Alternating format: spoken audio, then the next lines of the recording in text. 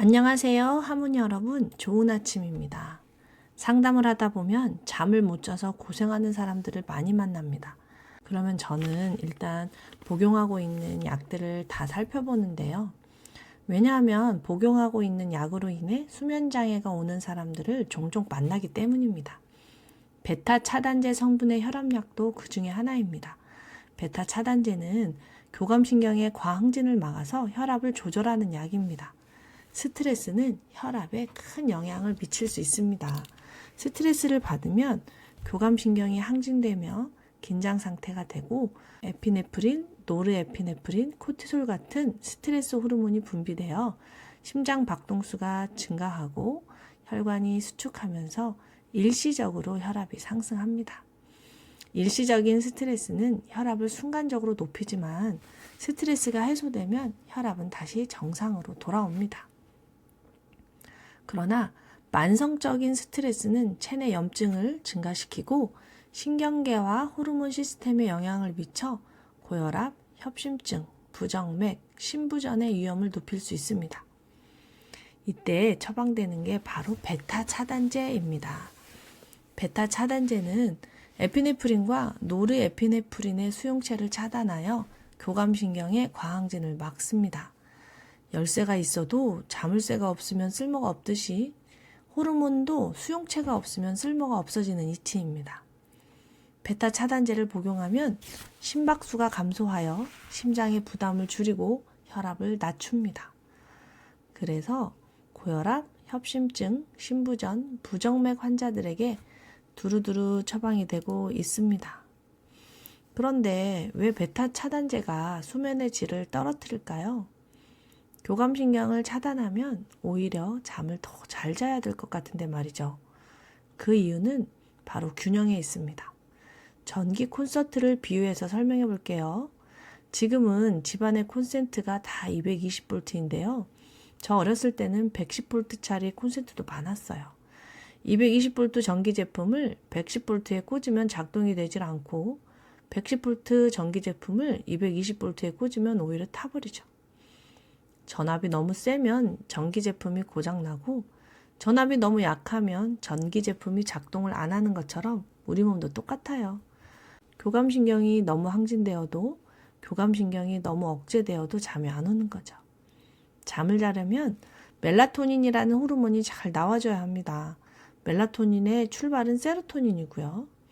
낮에는 해가 뜨고 밤에는 달이 뜨듯이 건강한 사람은 낮에는 세로토닌이 잘 나오고 밤에는 멜라토닌이 잘 나옵니다. 세로토닌은 멜라토닌의 전구체로 세로토닌이 멜라토닌으로 전환되어 수면을 유도합니다. 즉, 낮 동안 빛을 받으면 세로토닌이 많이 분비되어 기분이 좋아지고 밤이 되면 세로토닌이 멜라토닌으로 바뀌어 수면을 유도하는 구조입니다. 그런데 세로토닌이 멜라토닌으로 전환되려면 교감신경이 신호를 줘야 합니다. 일종의 전기 신호 같은 거죠. 밤이 되면 가로등에 불이 들어오는 것처럼 말이죠. 그런데 베타 차단제가 교감신경을 차단하니 세로토닌을 멜라토닌으로 만들어주지 못해서 수면의 질이 떨어져 불면이나 악몽으로 고생하게 됩니다. 물론 베타 차단제를 복용한다고 모든 사람들이 다 그렇다는 건 아니고요. 신경세포가 약하거나 멜라토닌 생성이 잘 안 되는, 즉 혈액이 부족한 사람들이 그럴 수 있겠죠. 그러니 잠이 안 온다고 무조건 수면제를 찾을 게 아니라 복용하는 약물과의 연관성도 잘 살펴보셔야 합니다. 이렇듯 몸에서 일어나는 일은 다 이유가 있답니다. 하모니 여러분, 오늘도 생각은 바라보고 마음은 풀어주고 몸은 보살피는 좋은 하루 되세요.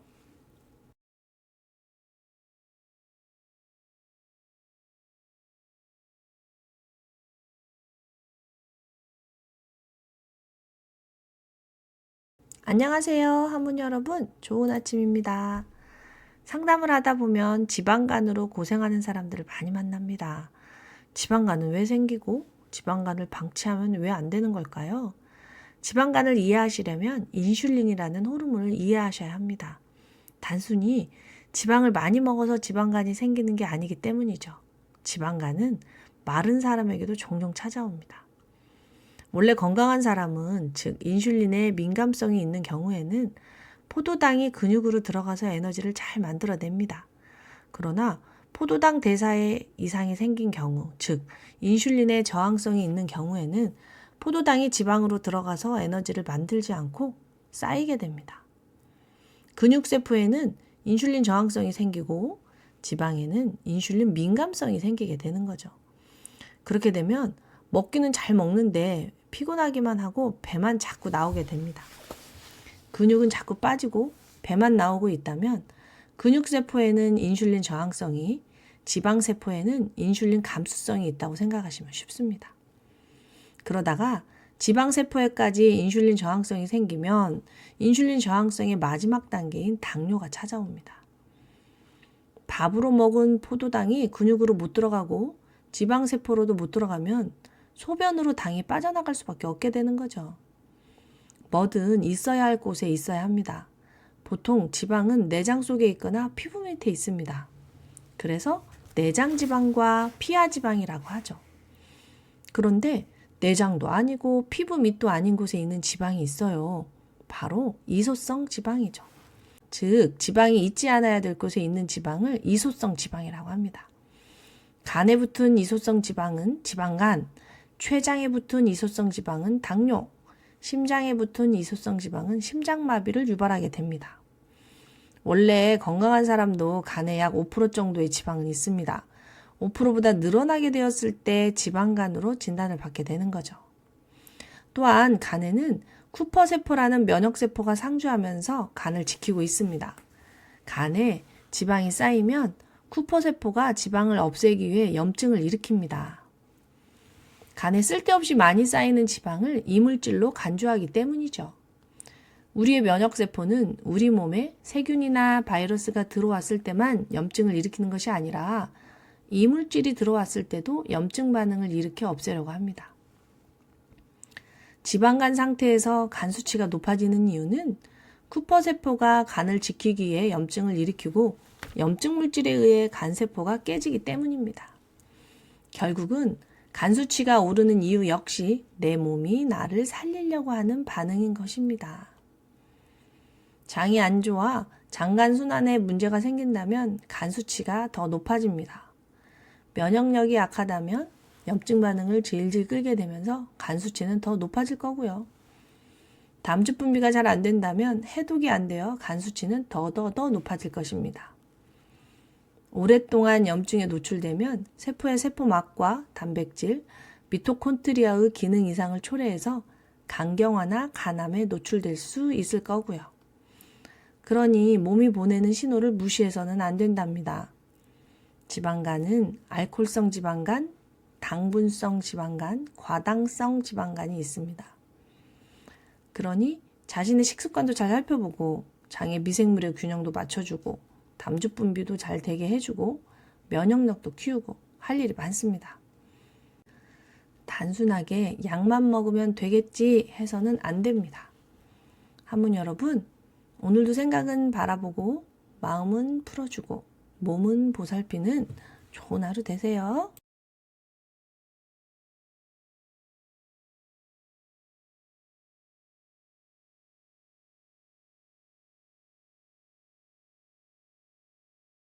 안녕하세요. 할머니 여러분, 좋은 아침입니다. 상담을 하다 보면 먹기는 잘 먹는데 설사, 변비, 가스참, 복통 등으로 고생하는 사람들을 많이 만납니다. 식욕이 없는 게 아니기에 잘 먹는데도 잘 나오지를 않는 겁니다. 그 이유는 우리 몸이 내 것만은 아니기 때문입니다. 다들 잘 아시겠지만 우리 뱃속에는 우리의 세포수보다 더 많은 미생물이 살고 있습니다. 즉, 우리 몸을 미생물과 공유하고 있다는 거죠. 그런데 우리의 먹이와 미생물의 먹이가 다릅니다. 우리는 탄수화물, 단백질, 지방, 즉 포도당, 아미노산, 지방산 등을 먹고 사는 데 반해 미생물들은 식이섬유를 먹고 삽니다. 소는 풀을 먹고 호랑이는 고기를 먹어야 살듯 소에게 고기를 먹이면 살지를 못하고 호랑이에게 풀을 먹이면 살지를 못하듯 사람은 탄수화물, 단백질, 지방을 먹어야 살고 사람 뱃속의 미생물들은 식이섬유를 먹어야 삽니다. 그러니 우리가 음식을 먹을 때는 나도 살고 미생물도 살 수 있게 골고루 먹어야 합니다. 풀만 먹으면 사람이 못 살고 밥과 고기만 먹으면 미생물들이 살 수 없는 겁니다. 뱃속의 미생물들은 소장에도 일부 살지만 대부분 대장에 많이 살고 있습니다.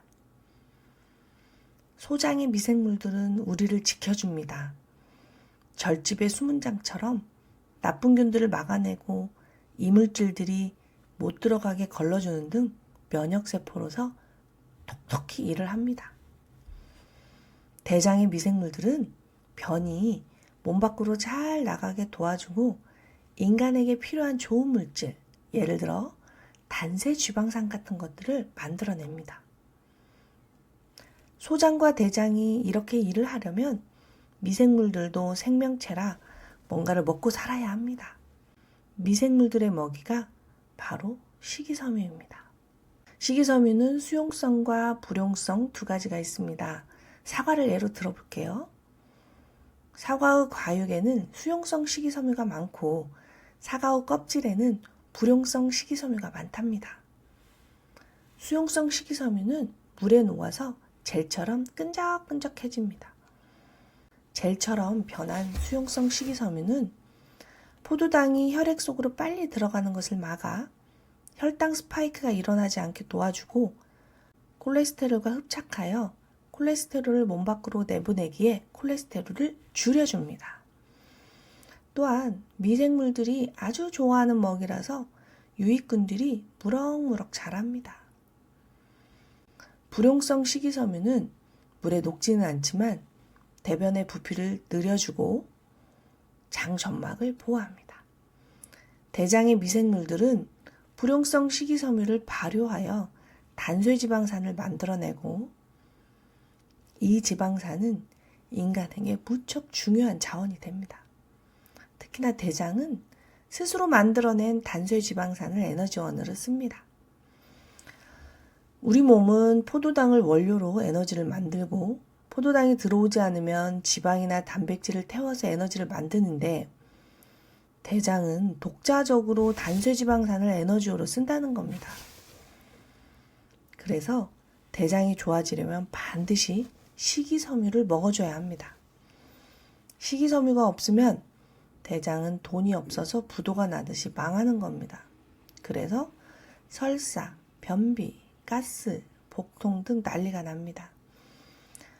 그래서 우리는 밥과 고기만 먹어서는 안 되고 야채와 과일도 잘 먹어줘야 한답니다.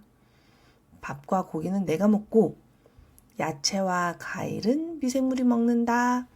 이렇게 항상 생각하시고 밥상을 차릴 때 잘 차리셔야 합니다. 그래야 나도 살고 미생물도 살고 다 같이 살 수 있습니다. 나만 좋아하는 음식을 먹어도 병이 나고 미생물만 좋아하는 음식을 먹어도 병이 납니다. 결국 내가 살려면 남을 살려야 합니다. 결국은 우리 모두 하나이기 때문입니다. 하모니 여러분, 오늘도 생각은 바라보고 마음은 풀어주고 몸은 보살피는 좋은 하루 되세요.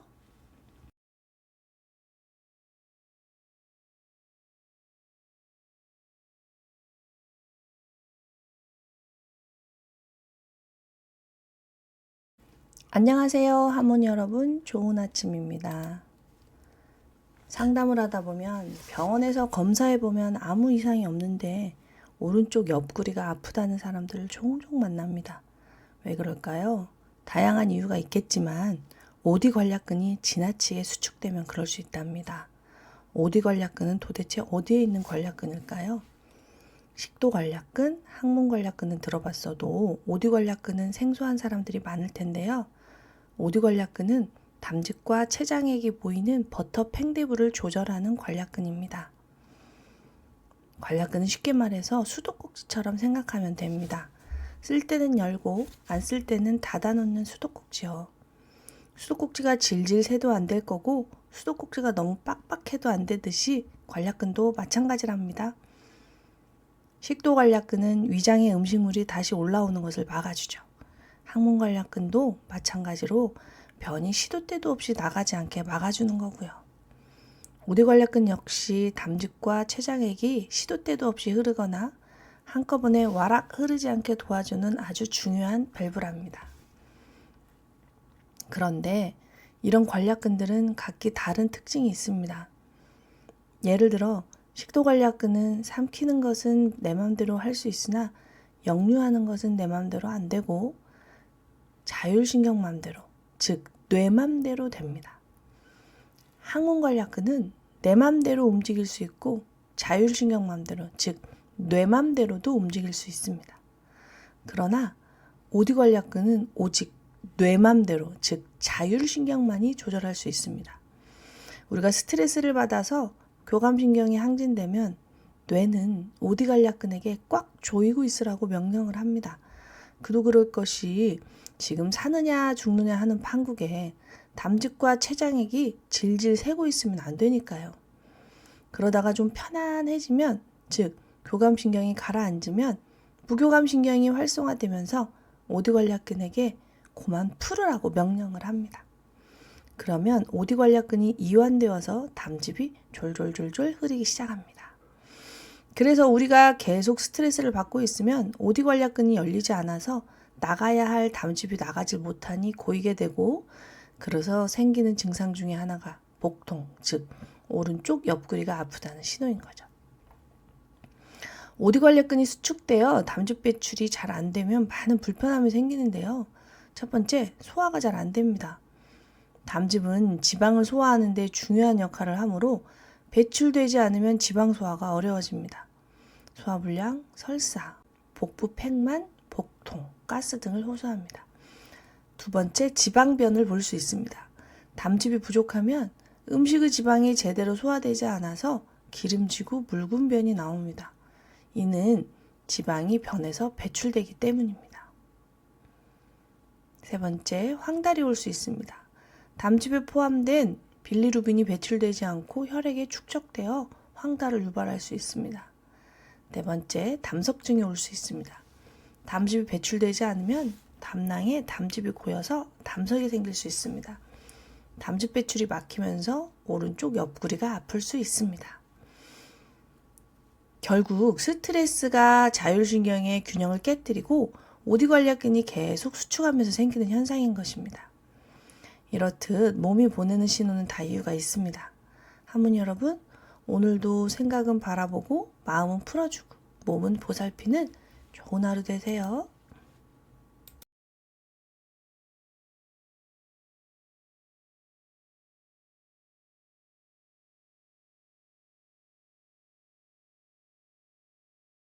안녕하세요. 하모니 여러분, 좋은 아침입니다. 상담을 하다 보면 몸과 마음과 생각이 막 엉켜져서 고통의 늪에 빠져있는 사람들을 많이 만납니다. 마치 헝클어진 집안이나 폭격으로 폐허가 된 도시처럼요. 살림이란 살린다라는 말입니다.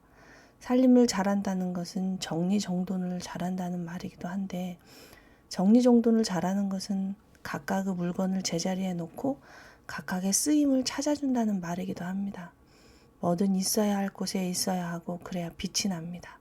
사람도 마찬가지입니다. 생각과 마음과 몸이 한데 엉켜 있으면 질병이 생깁니다.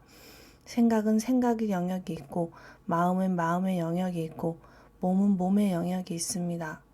마치 집안의 모든 물건들이 제자리에 있으면서 각자의 집이라는 고유의 세계를 만들어내듯 생각과 마음과 몸이 나라는 고유의 세계를 만들어냅니다. 생각은 생존을 위해 내가 뿜어올리는 정보일 뿐입니다. 생각은 사실이 아닙니다. 우리는 우리의 경험과 지식으로 세상을 바라보기 때문입니다. 생각은 뇌의 해석일 뿐입니다. 그래서 우리는 끊임없이 공부하면서 자신의 생각을 수정하고 바로 잡아야 합니다. 그러려면 자신의 생각에 휩싸이지 말고 생각을 바라볼 수 있어야 합니다. 내가 무슨 생각을 하고 사는지 바라볼 수 있어야 합니다. 생각의 오류를 찾아내고 고칠 수 있어야 합니다. 생각하는 힘을 키워야 합니다. 생각에는 옳고 그름이 있을 수 있지만 마음, 즉 감정은 옳고 그름이 없습니다. 감정은 무조건 옳습니다. 생각은 뇌가 하지만 감정은 몸이 느낍니다. 생각은 속일 수 있지만 몸은 속일 수 없습니다. 감정은 100% 진실이기 때문입니다. 그러므로 생각은 고칠 수 있지만 감정은 고칠 수 없습니다. 감정은 고치는 게 아니고 느껴주고 알아줘야 합니다.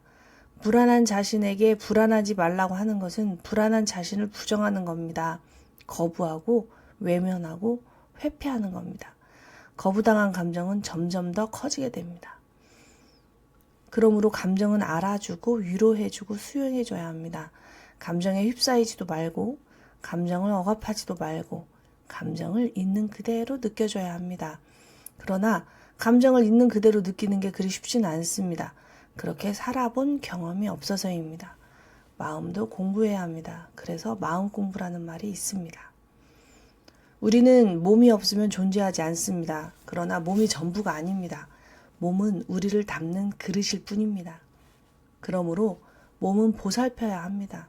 몸이 없으면 나도 없기 때문입니다. 그러나 언젠가는 이 몸도 우주의 한 부분이므로 별로 돌아가든 흙으로 돌아가든 돌아갈 것입니다. 그러니 몸에만 지나치게 집착하지 않습니다. 생각대로 현실이 창조되지 않을 때 우리는 스트레스를 받습니다. 스트레스를 받는다는 것은 좋지 않은 감정에 휩싸인다는 것이고 감정은 몸으로 나타납니다. 이렇게 생각과 감정과 몸은 연결되어 나라는 사람을 존재하게 합니다. 스트레스를 계속 받으면 몸속에 있는 세포들에게 에너지가 고스란히 전달되어 세포들이 병들기 시작합니다. 그러면 이제 꼬이기 시작합니다.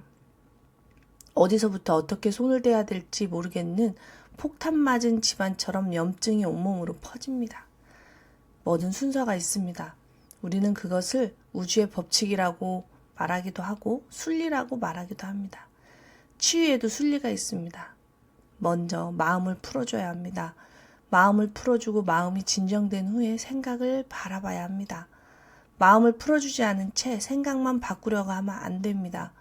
마음이 불안하면 뇌는 살려고 끊임없이 정보를 퍼올리기에 생각이 멈춰지질 않기 때문입니다.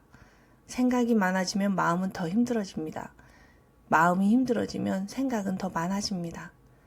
생각과 마음은 이제 서로 활활 타올라 몸까지 태워버립니다. 불이 번지듯 염증이 번져서 이제 온몸은 질병으로 만신창이가 됩니다. 먹지도 자지도 못하는 몸이 되어버리는 것입니다. 이렇게 몸과 마음은 연결되어 있습니다. 하모니 여러분, 오늘도 마음은 풀어주고 생각은 바라보며 몸은 보살피는 좋은 하루 되세요.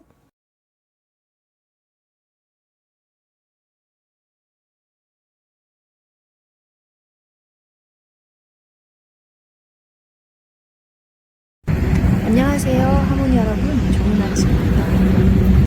상담을 하다 보면 갑상선 약도 복용하고 고지혈증 약도 복용하는 분들을 종종 만납니다. 갑상선과 콜레스테롤은 도대체 무슨 관계일까요? 갑상선과 콜레스테롤을 이해하려면 담즙에 대해서도 아셔야 하는데요. 담즙은 간에서 생성되어 쓸개에 저장되었다가 우리가 음식을 먹으면 십이지장으로 방출되어 지방 소화를 돕는 중요한 자원입니다. 그런데 이 담즙은 콜레스테롤을 원료로 만들어집니다. 김치를 담으려면 배추가 있어야 하듯이 담즙이 만들어지려면 콜레스테롤이 있어야 하는 거죠. 콜레스테롤이 담즙으로 변하려면 7알파 하이드록실라제라는 효소가 필요합니다. 이 효소의 발현을 촉진시키는 호르몬이 바로 갑상선 호르몬입니다. 그런데 갑상선 호르몬 기능이 저하되어 있으면 이를 못 시키는 것이고, 그러면 콜레스테롤이 담즙으로 변하지 못해서 재고로 쌓이게 되고, 그러면 고지혈증이 오게 됩니다. 즉, 우리가 중국집에서 짜장면을 시켜도 주문받은 사람이 주방장에게 말을 해야 짜장면이 나오는 것과 같은 이치죠. 짜장면은 담즙이고 주방장은 효소고 서빙하는 사람은 갑상선이라고 생각하시면 쉽습니다. 그래서 갑상선 기능 저하가 있는 사람들은 콜레스테롤은 많고 담즙은 부족해져서 콜레스테롤 담석이 생길 가능성이 높아집니다. 역으로 갑상선과 간이 연관성이 있어서 간 기능이 좋지 못해서 간 수치가 증가되어 있거나 간염, 간 경화가 있으면 갑상선 호르몬이 정상적으로 대사되지 못한다고도 합니다. 또 장이 좋지 못해 장내 세균총에 불균형이 있더라도 갑상선 호르몬이 정상적으로 대사되지 못해 갑상선 기능 저하 증상이 나타날 수 있습니다. 가장 중요한 것은 역시나 스트레스 관리입니다. 갑상선 호르몬이 정상적으로 작용하기 위해서는 세포 내 갑상선 호르몬 수용체가 문을 열어줘야 합니다. 아무리 장과 간이 건강하고 갑상선이 건강해서 호르몬이 잘 만들어졌다 해도 스트레스를 많이 받아 코티솔 수치가 너무 높거나 낮으면 갑상선 호르몬 수용체가 문을 열지 않아서 갑상선 기능 저하가 찾아옵니다. 그러니 콜레스테롤 담석증이 찾아오면 어떻게 해야 할까요? 수술로써 담낭을 없애면 다 해결이 될까요? 수술은 최후의 방법일 뿐더러 또 다른 시작일 뿐입니다. 장 건강, 간 건강을 살피고 호르몬의 균형을 찾아야 합니다. 그래야 재발하지 않습니다. 만약 담낭을 제거한 후에도 몸과 마음의 균형을 찾지 않으면 이번에는 담관이나 간내 담도에 생길 수 있습니다. 이것을 담도결석이라고 합니다. 그러니 우리는 소 잃고도 외양간을 고쳐야 합니다. 또 소를 잃어서는 안 되기 때문이죠. 하모니 여러분, 오늘도 마음은 풀어주고 생각은 바라보며 몸은 보살피는 좋은 하루 되세요.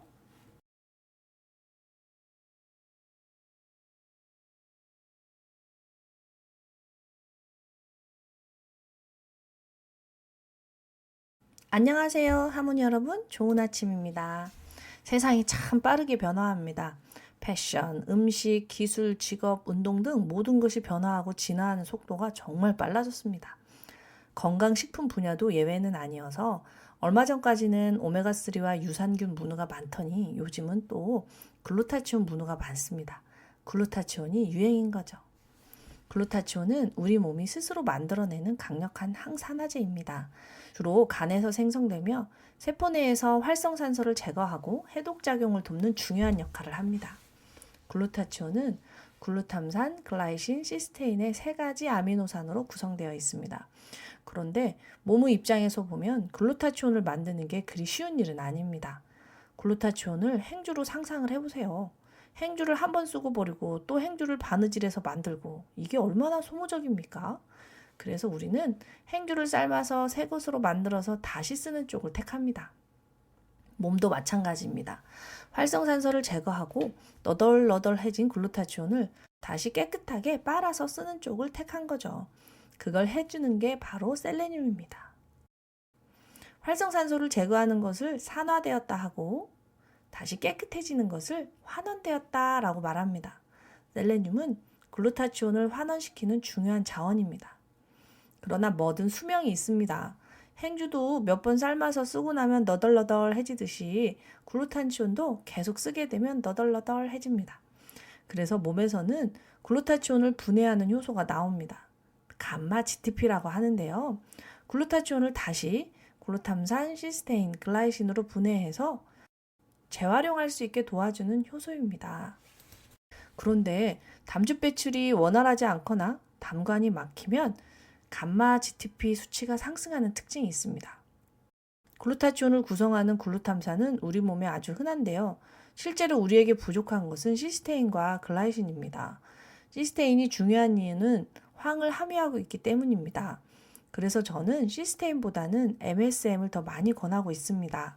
MSM을 복용하면 시스테인이 잘 만들어지기 때문이죠. 실제로 관절 건강에 도움이 되는 콘드로이친도 황이 있어야 만들어지기 때문에 저는 이래저래 MSM을 더 선호하는 편입니다. 이것저것 다 복용하려면 너무 많으니까요. 글라이신은 콜라겐에 많이 함유되어 있습니다. 우리가 스트레스를 받으면 콜라겐이 부족해지고 오히려 파괴되는 이유이기도 합니다. 콜라겐을 만드는 데 쓰여져야 할 글라이신이 글루타치온을 만드는 데 쓰여지기 때문입니다. 몸의 입장에서 보면 콜라겐을 만드는 것보다 활성산소를 없애는 게 훨씬 중요하기 때문입니다. 그래서 저는 글루타치온, 콘드로이친 조합보다는 MSM과 콜라겐의 조합을 훨씬 선호합니다. 셀레늄은 칼슘, 마그네슘, 아연 등의 미네랄과 함께 들어있는 제품을 선호하고요. 물론 나이가 들어가며 효소가 점점 줄어들어서 글루타치온을 만들어내기가 점점 힘들어지는 것도 맞지만 들어온 글루타치온을 분해하는 효소도 점점 줄어들고 있다는 것도 간과해서는 안 됩니다. 그래서 지나치게 많이 복용하는 것도 좋지 않습니다. 그러니 이것저것 건강보충제를 많이 보충하는 것보다는 자신의 에너지 균형을 찾고 꼭 필요한 것만 지혜롭게 드시는 것이 좋습니다. 무엇보다도 글루타치온은 시금치, 토마토, 브로콜리 등 건강한 밥상에서 자연스럽게 섭취하는 게 가장 좋겠죠? 이렇듯 뭐든 균형이 중요합니다.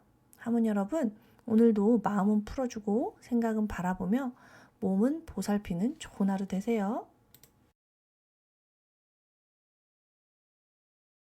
안녕하세요. 하모니 여러분, 좋은 아침입니다. 상담을 하다 보면 신장이 좋지 않아 힘들어하는 사람들을 많이 만납니다. 신장 건강의 척도는 사구체 여과율인데요. 사구체는 신장에서 찌꺼기를 걸러주는 거름망이고 사구체 여과율은 신장에서 혈액이 여과되는 속도를 측정하는 중요한 지표입니다. 우리 몸은 항상성을 유지하기 위해 수시로 변합니다. 예를 들어 아무리 추워도 아무리 더워도 항상 36.5도를 유지합니다. 아무리 많이 먹어도 아무리 굶어도 혈당은 100을 유지하고 아무리 고기를 많이 먹어도 아무리 풀만 먹어도 혈액의 pH는 7.4 정도, 아무리 하루 종일 서 있어도 아무리 누워만 있어도 혈압은 120에 80 정도를 유지하는 겁니다. 이 항상성을 유지하기 위해 우리 몸은 땀을 내거나 소변을 많이 보거나 근육이 수축되거나 살이 찌거나 뼈가 약해지거나 열이 나거나 하는 겁니다.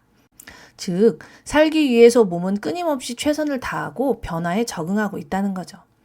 결국 우리는 체온, 혈당, 혈압, pH 등 여러 생리적 변수를 일정 범위 내에서 유지함으로써 살아가는 것입니다. 그러나 너무 무리한 생존 조건이 오래 지속되면 결국에는 항상성이 깨지고 질병이 찾아옵니다. 갑상선, 당뇨, 골다공증, 고혈압, 고지혈, 각종 면역질환, 암 등이 찾아오는 거죠. 그런데 우리가 건강하게 살아가기 위해 또 하나 지켜내야 하는 것이 있습니다. 바로 사구체 여과율이죠. 우리가 아무리 술이나 커피를 마셔대도 우리가 물 한 방울 먹지 못해도 건강한 사람은 90에서 120 정도를 지켜냅니다. 즉 1분당 90에서 120을 여과하는 거죠. 만약 이 속도를 지켜내지 못한다면 무척 위험한 상황이 벌어집니다. 속도가 너무 빨라서 120 이상이 된다면 사구체 거름망이 터져버릴 거고요. 속도가 너무 느려서 90 이하가 된다면 몸속에 찌꺼기를 걸러주지 못해서 몸에 염증이 가득하게 됩니다. 그러니 사구체 여과율을 지켜내는 게 얼마나 중요한지 아시겠죠? 신장이 사구체 여과율을 지켜낼 수 있는 이유는 사구체로 들어오는 혈관과 사구체에서 나가는 혈관에 자동 스위치가 있기 때문입니다.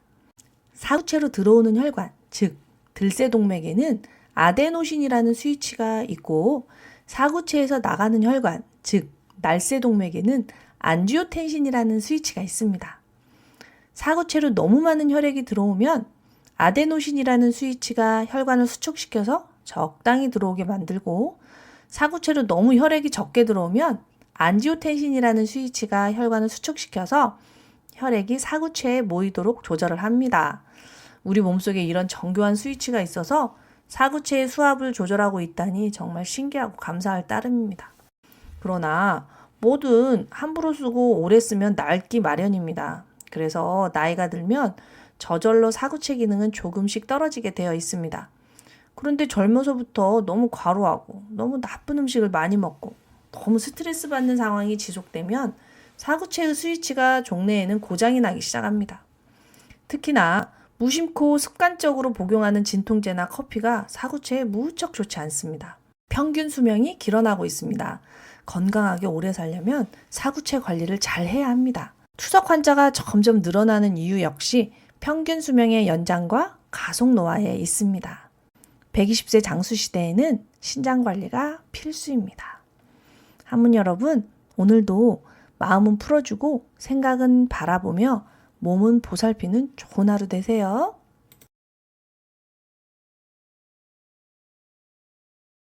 안녕하세요. 하모니 여러분, 좋은 아침입니다. 상담을 하다 보면 혈압이 높은데도 관리를 안 하는 사람들을 많이 만납니다. 그도 그럴 수 있는 것이 고혈압은 증상이 없어서 불편함을 못 느끼기 때문입니다. 그러나 증상이 없다고 고혈압을 관리 안 하고 방치하다가 합병증으로 신장이 망가져서 고생하는 사람들을 너무 많이 만납니다. 그렇다면 고혈압은 신장에 어떤 영향을 미칠까요? 신장에는 찌꺼기를 걸러주는 사구체라는 거름망이 있고 사구체에는 늘 일정한 혈액량만 들어오도록 조절하는 자동 스위치가 있다고 말씀드렸습니다. 사구체로 들어오는 혈관, 즉 들새동맥에는 아데노신이라는 스위치가 있고 사구체에서 나가는 혈관, 즉 날새동맥에는 안지오텐신이라는 스위치가 있습니다.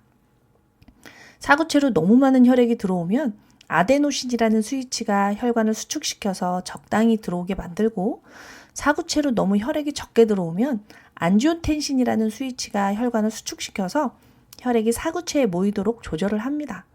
이렇게 사구체 앞뒤로 혈액량을 조절하는 스위치가 있어서 90에서 120 정도의 사구체 여가율을 지켜낼 수 있는 겁니다. 고혈압은 심장에서 나가는 혈액이 혈관벽을 지나갈 때 생성되는 압력, 즉 동맥압을 측정하는 것입니다. 이 동맥압이 너무 세도 안 되고 너무 약해도 안 되는 거죠. 사람들은 고혈압이라고 하면 심장과 뇌만 생각합니다. 심장혈관과 뇌혈관이 터질까봐 또는 심장혈관과 뇌혈관이 막힐까봐 걱정을 합니다.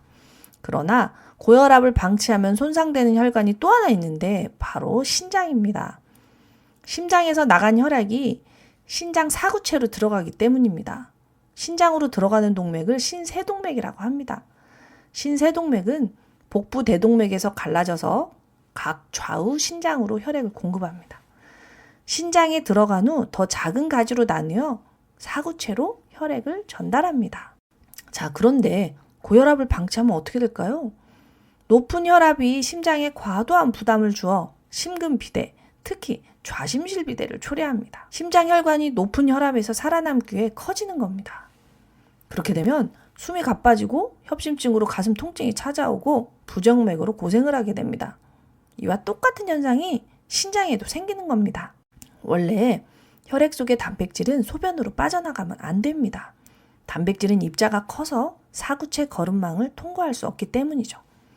그런데 혈압이 너무 높으면 사구체 거름망이 벌어져서 단백질이 빠져나가게 되는 거죠. 건강한 사람도 일시적으로는 단백뇨가 한 번씩 올 수는 있습니다. 그러나 푹 쉬고 나면 다시 원상복귀가 됩니다. 문제는 지속적인 단백뇨입니다. 사구체라는 거름망 밑에는 세뇨관이 있어서 우리 몸에 필요한 영양소를 재흡수해 주는데요. 세뇨관이 단백뇨를 재흡수하기 위해 일을 많이 함으로써 세뇨관이 비대해지다가 섬유화가 되는 비극이 시작됩니다. 고혈압으로 인해 심장이 비대해지는 심부전이나 신장이 비대해지는 신부전이나 원리는 똑같습니다. 그렇게 되면 신장이 해야 할 중요한 여러 가지 일들을 하지 못하는 만성 신부전으로 가게 되고 결국에는 투석을 해야 하는 지경까지 갈 수 있는 겁니다. 그러니 고혈압은 반드시 관리를 해야 합니다. 그러나 혈압약만 복용한다고 관리가 되는 게 아닙니다. 급한 불은 혈압약으로 끄지만 궁극적으로는 왜 혈압이 올랐는지를 잘 살펴보고 호르몬을 안정시키고 혈관의 탄력성을 복구시키고 혈관 내피를 부드럽게 하는 등 몸이 보내는 신호를 알아차리고 균형을 찾아야 합니다. 혈압약이 절대로 모든 것을 해결해 주지 않습니다. 하모니 여러분, 오늘도 마음은 풀어주고 생각은 바라보며 몸은 보살피는 좋은 하루 되세요. 마생몸 정진!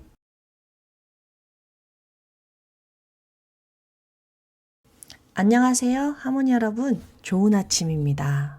상담을 하다 보면 많은 사람들이 자신을 스스로 불행하다고 평가하기도 하고 자신을 스스로 환자, 즉 병들었다고 평가하는 것을 많이 보게 됩니다.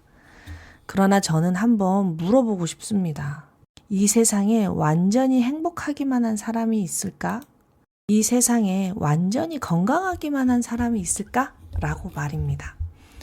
이 세상에 완전히 행복하기만 하거나 완전히 건강하기만 한 사람은 없을 것입니다. 역으로 이 세상에 완전히 불행하기만 하거나 완전히 아프기만 한 사람도 없을 것입니다. 우리는 모두 다 어딘가 약간씩 아프거나 우리는 모두 다 어딘가 약간씩 삐딱한 구석이 있기 때문입니다. 그래서 저는 스스로를 행복한 사람, 불행한 사람으로 나누지 않습니다. 또는 건강한 사람, 아픈 사람으로 나누지도 않습니다. 이 세상에는 아픈 사람, 건강한 사람이 있는 게 아니라 오직 살아있는 사람과 죽은 사람만 있을 뿐이고, 이 세상에는 행복한 사람, 불행한 사람이 있는 게 아니라 오직 살아있는 사람과 죽은 사람만 있을 뿐인 거죠. 행복이든 불행이든 건강이든 질병이든 그저 살아있음에 느낄 수 있는 생명의 역동임을 받아들입니다. 행복은 뭘까요? 돈이 많으면 행복할까요?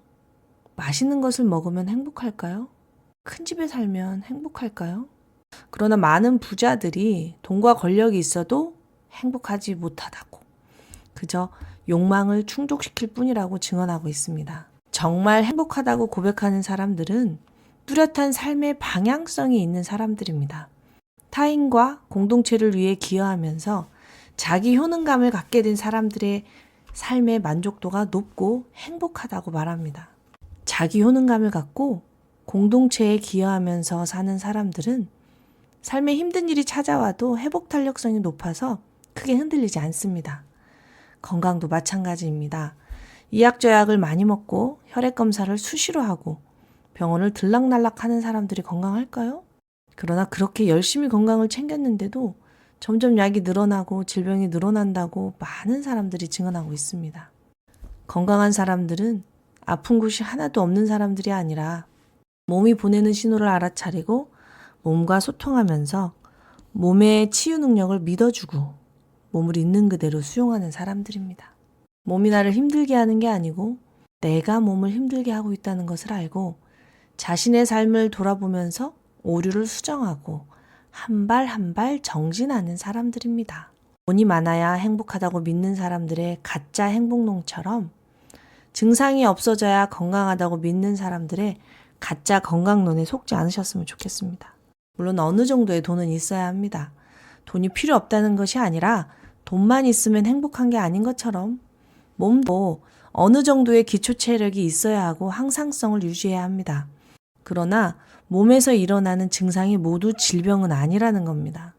진정한 행복이 무엇인지, 진정한 건강이 무엇인지 생각하면서 따뜻한 크리스마스 보내셨으면 좋겠습니다.